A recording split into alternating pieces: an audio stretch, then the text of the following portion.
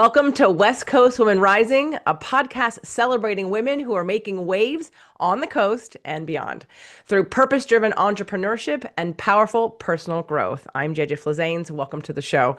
I'm excited about today's conversation. We have with us Dr. Elizabeth Wisniewski. I'm going to say that again, and I'll cut that. We have with us Dr. Elizabeth Wisniewski. Nope, going to say that a third time. We have with us Dr. Elizabeth Wisniewski, and I'm excited to hear her story. It is going to be very inspirational. Welcome to the show, Dr. Elizabeth. Thank you so much for having me here today. So you are a part of the Ventura County Businesswomen in the Facebook group, and you learned about this podcast and this launch. And what were some of the things that you thought about when you heard we were doing the show?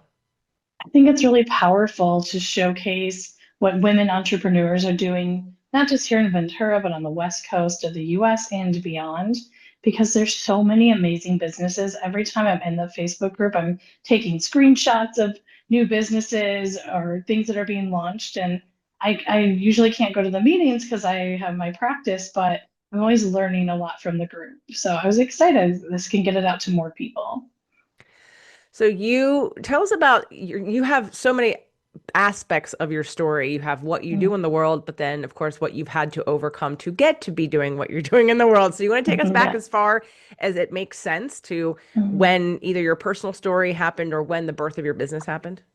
Sure. I'll go back in time a bit, briefly to my childhood and being diagnosed with a really rare retinal disease, which led to me having over 30 eye surgeries from the time I was about 6 years old until my mid 20s.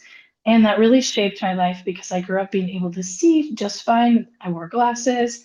And over time, this degenerative retinal disease, I lost my eyesight in my right eye when I was 14. My mother passed away from cancer that same year. So my freshman year of high school was really hard, but she really instilled these skill sets into me of how to advocate for myself, how to meet objectives in the course curriculum, but by getting there in a different way. So when I was 22, I was done with undergrad. I had double majored in poli-sci and environmental studies, wanting to go to law school. But about a week after graduation, I had my 30th surgery and it didn't go as according to plan, and I lost most of my eyesight then in my left eye. So I was at this crossroads of not knowing what to do, and I was so young, and I felt like all my dreams had just imploded. But I was back in Michigan, where I'm from, at my parents' house, my dad and stepmom's house, and I heard a commercial for a medical massage school and just thought, I'm going to do that. My eyesight always bounces back after these surgeries. Let me just do something. And a couple weeks in, I went to my dad and thanked him for paying for undergrad and told him I think I was actually meant to be a chiropractor because I just fell in love with anatomy and physiology. It all really made sense to me.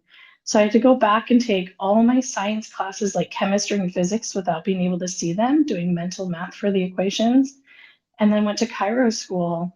And everything my mom had taught me about meeting objectives in a different way really came into place. And I had to self advocate quite a bit to have accommodations and all my needs met.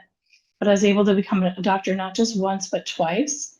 I ended up going to Pacifica Graduate Institute here in Santa Barbara and got a second doctorate, a PhD in somatic depth psychology, and about 25 other certifications in between.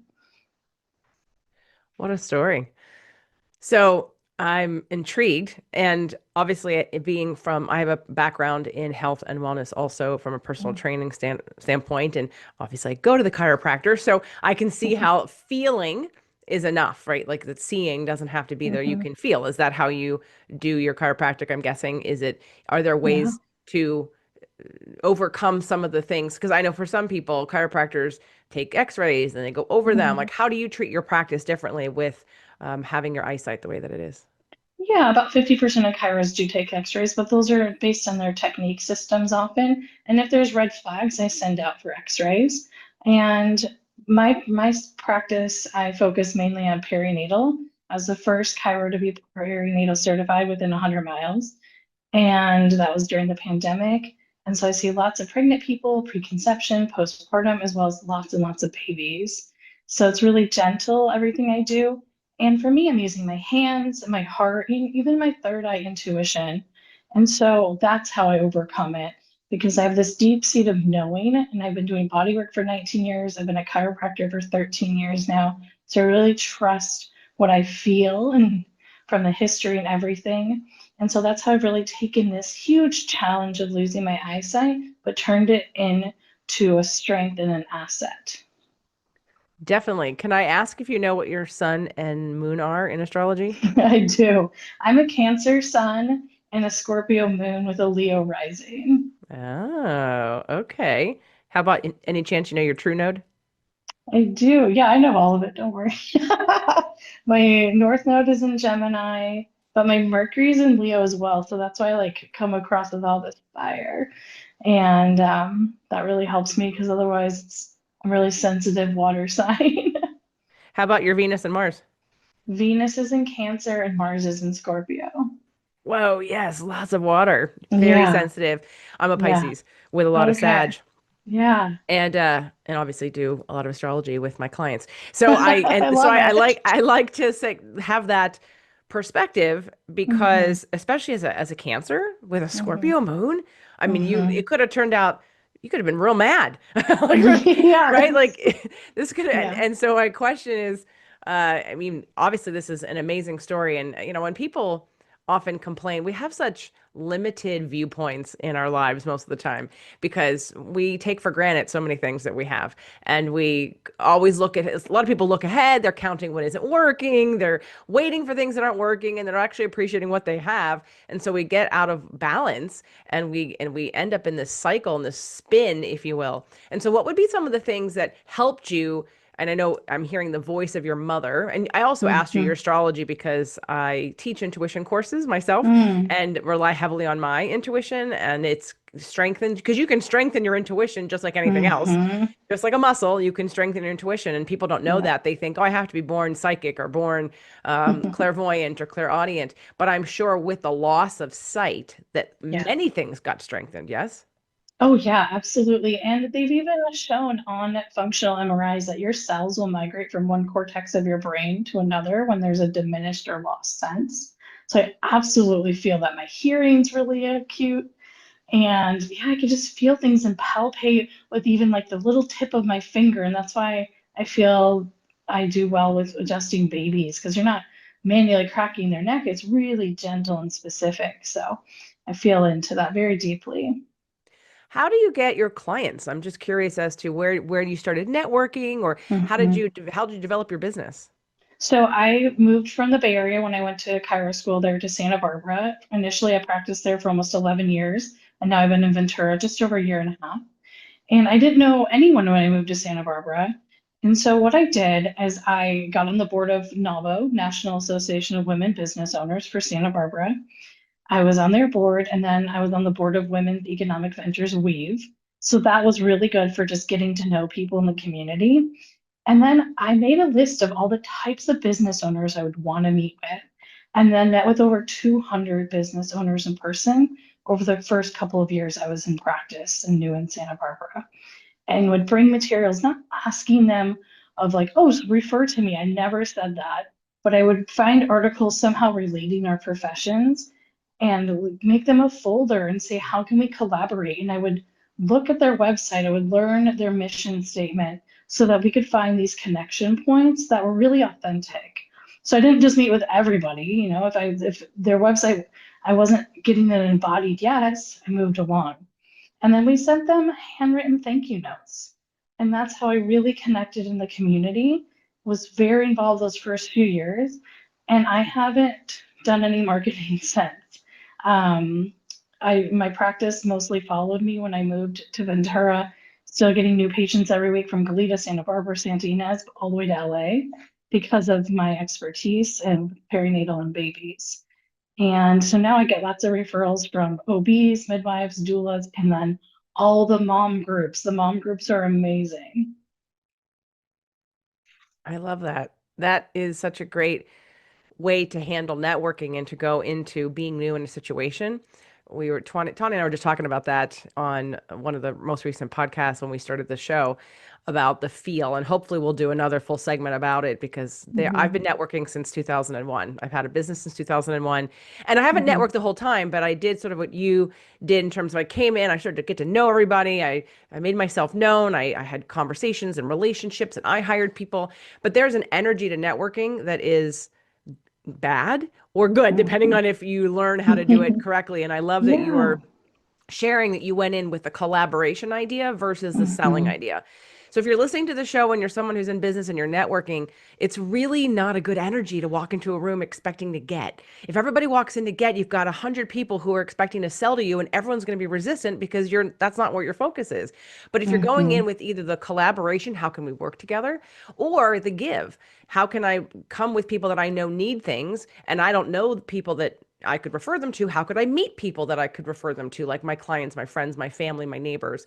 So I love that you chose the collaboration route because it also strengthens our marketing ability, right? Like Yeah. when you meet with someone who has strengths to your weaknesses or is a good complement or a good up or down flow of business, then it's an easy fit. And so you've done a masterful job of setting up those relationships that are still feeding you today. You mentioned about the websites and looking at someone's website. So please explain Hmm. what you're seeing. If you can't see, how do you do that? Yeah.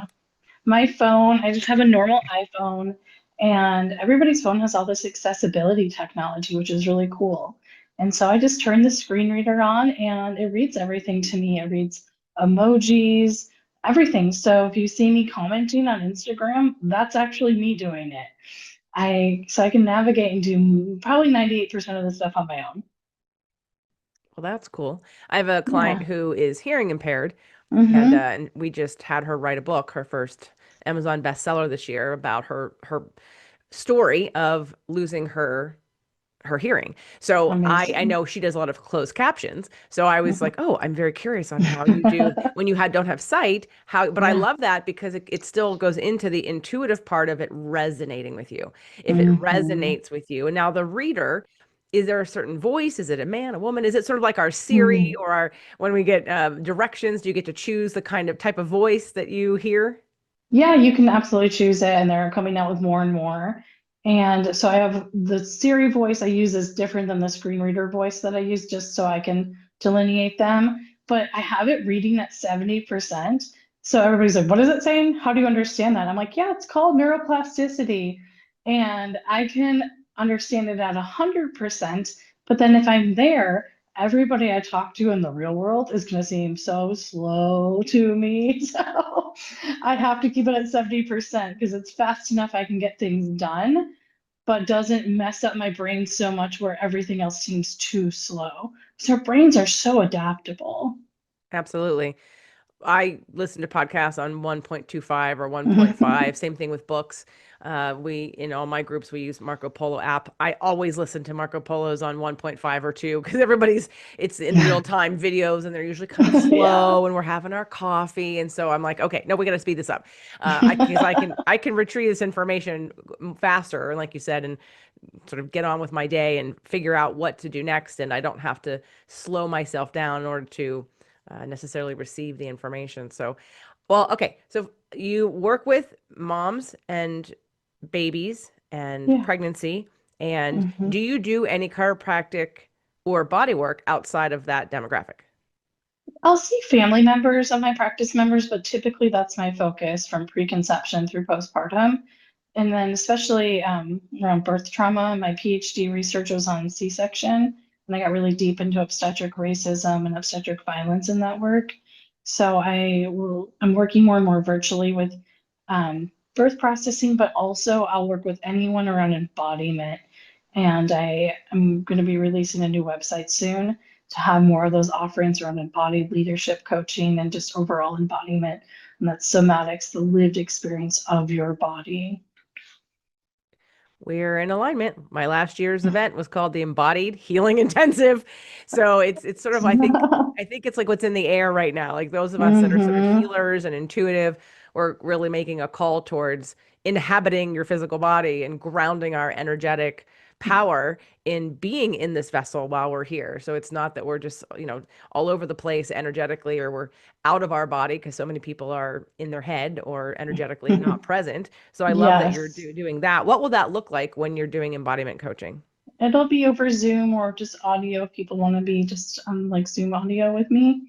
But it may include, because I'm also a somatic movement therapist, movement or art homework or poetry, songwriting, all of those different aspects to find wholeness and processing different traumatic parts of your life, perhaps as well. So it's really whatever that person needs. So I have 5 pillars of embodiment, and I have an ebook that's going to be released soon on this topic as well. And it's embodiment, empowerment, empathy, energy, and education.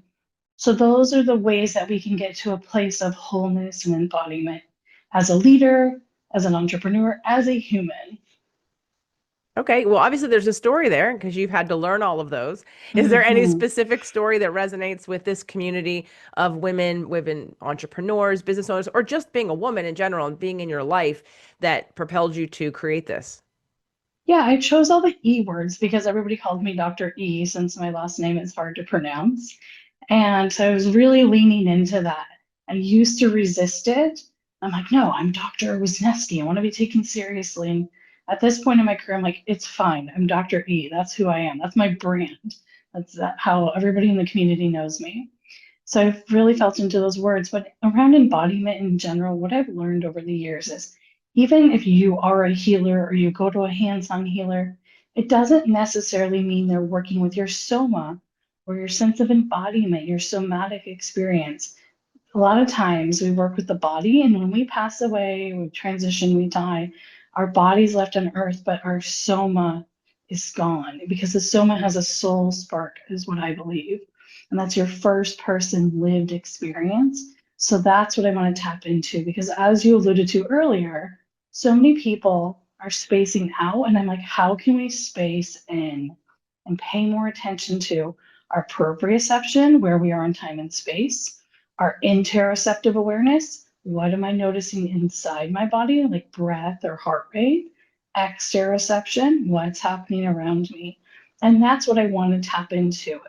And then I wanted to use these other important pillars or words or vibrations around empathy and energy. And the energy, like, I love all sorts of energetic healing, like Reiki and everything like that. But energy is also how are we containing our own energy, especially if you do hands-on work. I really had to learn how to not take people's energy on past my wrists. So for me, washing hands is obviously for hygiene. It's also for removing that energy because I only want to interact with equal and higher vibrations. So, what would be some of the symptoms somebody might be experiencing in their life and their body and their relationship, in their spirituality, in their psyche, if that would be a good fit for someone to do the embodiment leadership and the coaching around the ease? Yeah, if you find yourself really needing to numb out a lot, whether it's through, I don't know, alcohol or always wanted to play video games or just not being present, I think that is just those simple things may be a good clue that we're a bit disembodied or dismembered, like dis-membered. We're losing those pieces of ourselves. So embodiment coaching can help you remember who you are. I love that. Disembodied uh, and re-embodied, remember. Mhm. Those are great. All right. So, anything else that you feel is important for us to know about you as a person who has stepped into this role as an embodied leader, as a healer, as a helper, as a messenger to share? I mean, what's one of the biggest messages you think you have out there? Obviously, it's embodiment and that Yeah. healing is possible, and we learning our intuition and trusting our intuition. But is there something that I may not know that I've missed? Yeah, something that came to me about 8, 9 years ago was having my own personal purpose statement. So different than your mission or vision statement for your business. This is my life purpose statement. So I like to make decisions. Am I getting closer or am I getting further away when anything comes up as an option, whether it's a podcast interview or a patient or whatever it is? Is this helping me on my personal purpose, which is to cultivate and inspire creative courage? So what I encourage everyone to do is come up with that, something like it's your mantra, something you can say so quickly, like an elevator pitch for your soul. And that's how you make decisions. That's really helped be a guiding light for me in business and in life. And that's what led me to everything I'm doing right now, getting away from daily practice, only practicing a couple days a week. Because I love helping people, but there's so much, other things I want to do in the world. And that leads into I'm president of a tech startup called Dream Planet. And so I'm also doing that. Always busy. But it was an embodied yes for me because, and the people are always like, why are you working so much? I'm like, because this is what my soul is driving me to do right now. I get that. Yeah. Totally get that. So is it your personal mission statement was cultivate and inspire creative courage? Did I get that? Yes. Yes. What I love about that mission statement is I've been trying to put to words the idea, because I'm going to be doing a solo podcast for my podcast about this idea of Dharma and zone of genius and the importance that we all are in it versus because Mhm. some people I attract a lot of people who they work for somebody else and they're not really all interested in becoming entrepreneurs or doing anything on the side. And I'm not necessarily trying to make everybody into an entrepreneur, but what I am trying to do is allow your creative freedom to shine and to make sure that it has it's time that you're living it in some way, shape, or form, whether you make money for it or not, I don't really care, but that it's part of our health, it's part of our expression, it's part of our dharma, it's why we're here. And I love that cultivate and inspire creative courage because it does take courage for someone who isn't going to make money from it to say, well, how do I step into this? Why do I need to? Well, you need to because it's your life force. And if you are not Mhm. allowing your life force to come through you and have an outlet, then you repress it. And as we know, repression, of course, creates disease and dysfunction. Yeah. So, an addiction and many things, anxiety. And so I think that's a beautiful statement. And you said to make sure that it was easy, repeatable, one sentence, so like few words. Yeah. Something that, yeah, I never said that before, but like an elevator pitch for your soul. And that's what came through to me just now.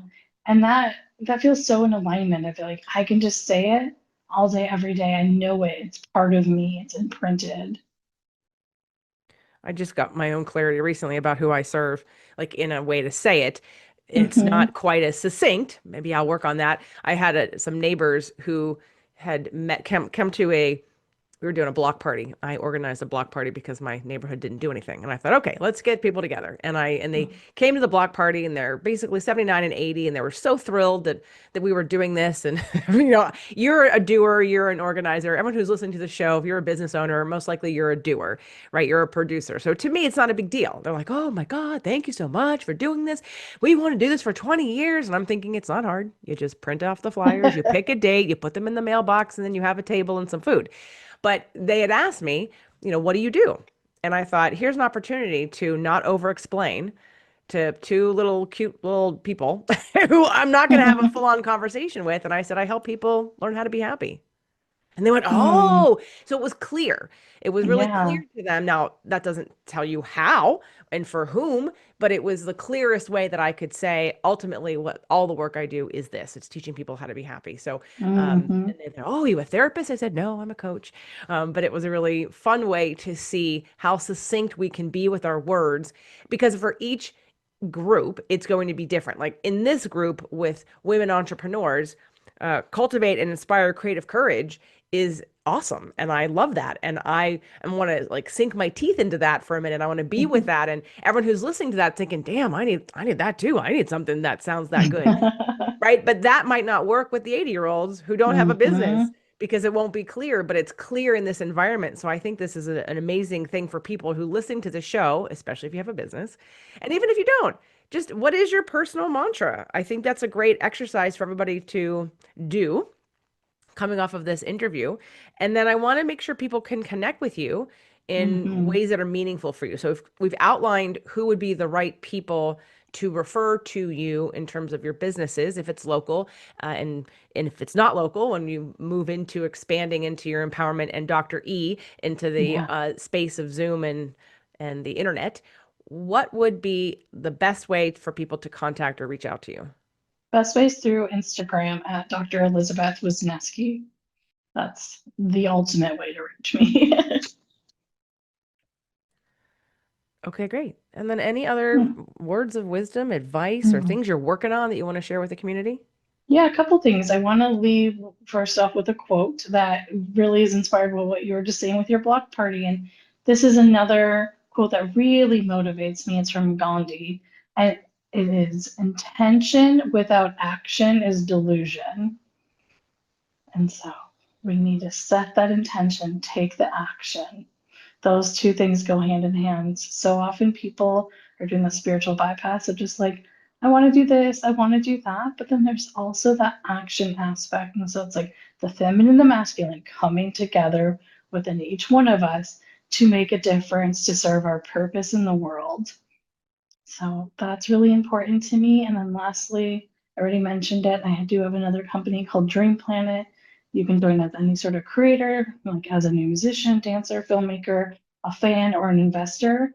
And we're solving the biggest problem in the entertainment industry, which is funding for independent artists. So we're available in the App Store and on Google Play. And I ask that you check us out. You got your hands in a lot of stuff. Mm-hmm. And so I would recommend anyone who's listening to this episode, if you feel that there's anyone who you know that would benefit from any of the things that Dr. Elizabeth, Dr. E, has talked about, please forward this episode. Send them this episode so they can hear what is available to them in terms of getting some support, some help, some funding, some creative inspiration, some healing, some empowerment, some energy, some embodiment, all kinds of things we touched on today. If it resonates with you, which is why I love the podcasting space. Yes, we're here on video for those of you that are watching the video, but ultimately podcasting is audio. And audio is about getting into your ear. It's a very intimate situation where you're really feeling us. You can't help but feel us. And so if this feels like a fit, or if it feels like it evokes a memory or an idea or a person that you want to link up to, please take that action and send this podcast to them. Dr. Elizabeth, thank you so much for being here. Thank you for having me. This has been so wonderful.